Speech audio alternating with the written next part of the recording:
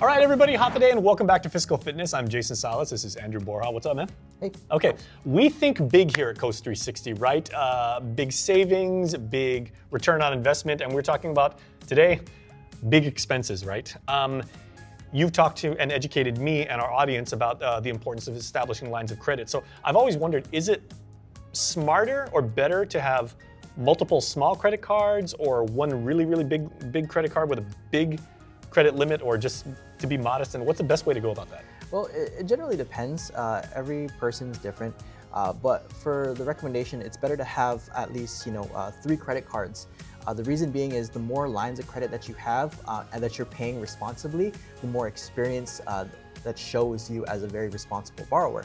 So when you have one credit card, yeah, you might have like a big credit limit and everything's kind of in, you make one payment.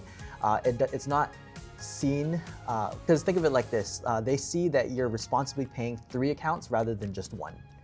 Okay, good tip. So all of those things, there may be different due dates, and if you can manage all of them, you're a little bit more responsible than someone who has one credit card that they put on auto pay. All right, you guys have wonderful ATMs, not only here at the Mighty branch, but throughout the island and everything.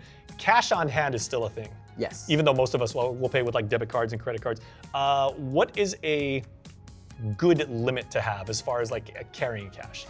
Again, it depends. It depends. So, for example, if it's just you or your spouse going out, having only a little bit of cash is better because you're less inclined to spend it. Whereas someone with a bigger family, they have 4 or 5 kids that they go out, having more cash on hand is a little bit better because your kids want, ice cream, they want food, they want things for the summer. Having a little bit more cash in hand is better, having a bigger budget for that. Whereas if it's just me, I don't need much cash. I can just, go about my day with $10. There you go. What is a good timetable, Drew, for applying for a loan? And since we're talking about big expenses, I'm talking like weddings, extravagant vacations, going off to like Santorini with like you and your friends and everything like that, or, home improvements.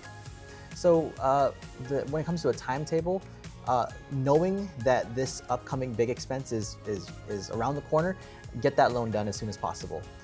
Because what most people don't realize is just because you get the bill for it, let's say your contractor says, hey, it's going to be this much to get this fixed, there's going to be some expenses that you're not necessarily prepared for. And these expenses pop up, you're not going to be prepared, and it's going to blindside you. Okay, and that being the case, if I need, say, for home improvements, I need $20,000, right? That's what I'm looking at, like, reasonably. Should I actually apply for my loan amount, say, 22, 23, and everything like that, just to account for, like ambiguity? So yeah, you can get a little bit of a cushion, but just keep in mind, the higher the loan, the higher your monthly payment. So if you're taking out a little bit too much than you can pay back, might want to dial it down to what you exactly need. But if your income can support it, by all means get that cushion so that it kind of gives you a little bit of a padding for when you actually do make that expense and for anything that's hidden that you don't necessarily see right away. There you go. Expert advice right here on Fiscal Fitness, and that's what we do.